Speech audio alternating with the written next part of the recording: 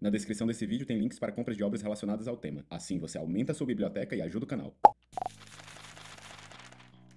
Sou eu, quase literalmente, e você vai me ajudar a atingir a minha apoteose se inscrevendo no canal e dando like nesse vídeo. Apoteose, explicando para quem não é fluente em grego, é o processo de deificação, divinização, endeusamento, presente em diversas mitologias. Perceba que isso traz uma implicação muito importante. Alguém pode se tornar um deus, o que muitas vezes quer dizer que um deus pode voltar a ser apenas um mortal. Um Muay Thai é uma piruleta ao contrário. Em vez de você voar pra lá, você voa. E eu sou super tranquilo com esse conceito, inclusive gosto bastante do uso dele em vários livros, séries e filmes que eu vi por aí. Mas existe um uso específico dessa técnica que está ficando cada vez mais cansado, na minha humilde opinião. E é a ideia de que a apoteose, ou seja, o poder dos deuses, vem da crença das pessoas. Pelo que eu pude perceber, mas não tenho nenhuma evidência palpável para isso, essa ideia se tornou mais difundida com o livro Deuses Americanos, do Neil Gaiman. Mas dá para argumentar que existem histórias bem antigas que já usavam esse conceito. Entretanto, eu tenho percebido que cada vez mais, talvez por fruto de vivermos numa sociedade cada vez mais cética e cínica, as narrativas que contemplam deuses têm se pautado a essa sendo a única possibilidade. O simples fato de isso limitar os tipos de história que estão sendo criadas, eu já considero um problema em si. Mas acho que o pior de tudo é que elas não pensam nesse assunto com profundidade suficiente. Pulando 7 ondinhas na minha frente. Não é nada disso que você tá pensando. Ah, não é o que eu tô pensando. Eu não tava pulando 7 ondinhas. Agora é coisa da minha cabeça. Eu tava fugindo de água viva. Ponto número 1 que eu quero firmar. Uma história não precisa mencionar que o poder dos deuses vem da fé de seus seguidores. Ou seja, se a narrativa pode ignorar completamente esse assunto e funcionar normalmente, para ser sincero, eu acho que é o melhor caminho a se seguir. Porque a origem do poder dos deuses é algo tão importante que poderia mudar completamente o enredo quando levado em consideração, principalmente para um panteão que tem um papel ativo na história. Pense, independente do que você acredita pessoalmente. A gente já vive em um mundo com centenas de templos em toda a cidade, com os religiosos tendo um grande poder econômico e político. E eu não estou tentando argumentar contra ou a favor aqui, só pontuando um fato. E com praticamente todas as pessoas professando fé em alguma religião ou acreditando na existência de um Deus. Agora imagine como seria a nossa sociedade se Deus descesse à Terra com frequência. Se milagres fossem realizados em todos os templos por qualquer sacerdote a um ponto que os hospitais se tornassem irrelevantes, porque tudo é resolvido com o poder da oração. E, acima de tudo, pense como seria a sociedade se todo mundo soubesse que bênçãos mediante a adoração é algo tão garantido quanto a gravidade que prende nossos pés no chão. E pense também em como esse Deus agiria se ele soubesse que a falta de adoração pode levá-lo ao total desaparecimento. De repente, a sociedade e a religião começam a tomar uma forma bem diferente, não é?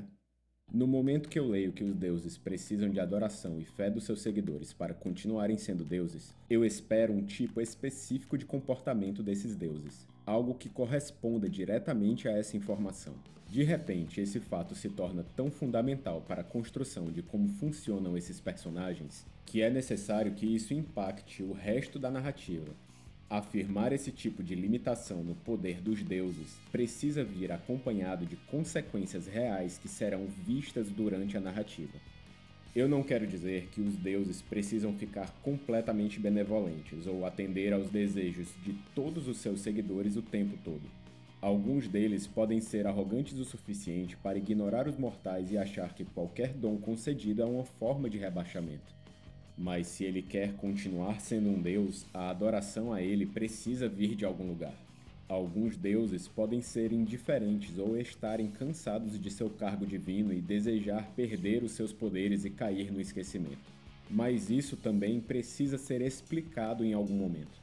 E, acima de tudo, um deus maligno que pune os mortais o tempo todo e é abandonado por eles constantemente não pode ser um dos deuses mais poderosos do panteão, porque ele não teria seguidores para isso. Lógico que existem formas de contornar isso, Afinal, a obediência pelo medo e pela doutrinação pode gerar uma adoração tão forte quanto aquela criada pelo amor e acolhimento. E não, isso não é uma referência a nada que exista no mundo real.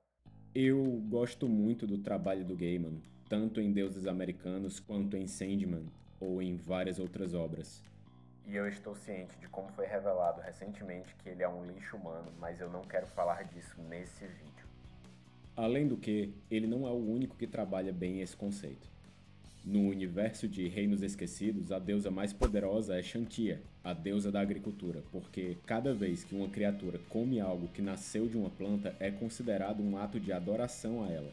E pra mim isso já faz todo sentido. Agro é tech, agro é pop, agro é tudo. E isso tem implicações em toda a obra. Você vê como diversas culturas influenciadas por diferentes deuses se comportam de maneiras únicas e são moldadas para manterem esse culto a eles. E eu sou fã do J.M. Barrie usando essa ideia para engajar o leitor, pedindo que as crianças em casa batam palmas para simbolizar que elas acreditam em fadas. Mas essa ideia não cabe em toda a história. Zeus não seria o babaca que ele é em toda a mitologia grega se ele dependesse de alguém. Ele faz aquelas coisas porque sabe que ninguém vai desafiá-lo. Loki segue a mesma regra. Só aí a gente já não teria metade da poesia épica grega e os Vedas nórdicos.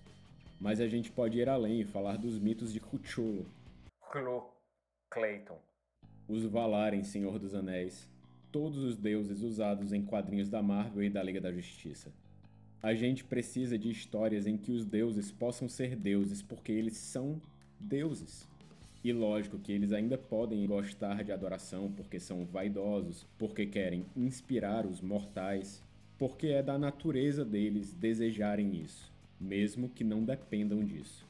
E com todo o respeito que eu tenho a todos os autores que usaram essa ideia, eu não consigo entender quando ou por que essa ideia, que toma tanto espaço dentro de uma construção de mundo, se tornou a norma ao invés da exceção. O meu ponto central aqui é: quando um autor vai criar uma história para um livro, um jogo, uma série, uma mesa de RPG, ele ou ela precisa ver referências e imaginar coisas legais, mas não seguir todas as tendências do momento. Um autor precisa pensar se aquilo faz sentido dentro do que está construindo e ver as consequências dessas ideias, porque nem sempre o que todo mundo está fazendo é o melhor para aquela história.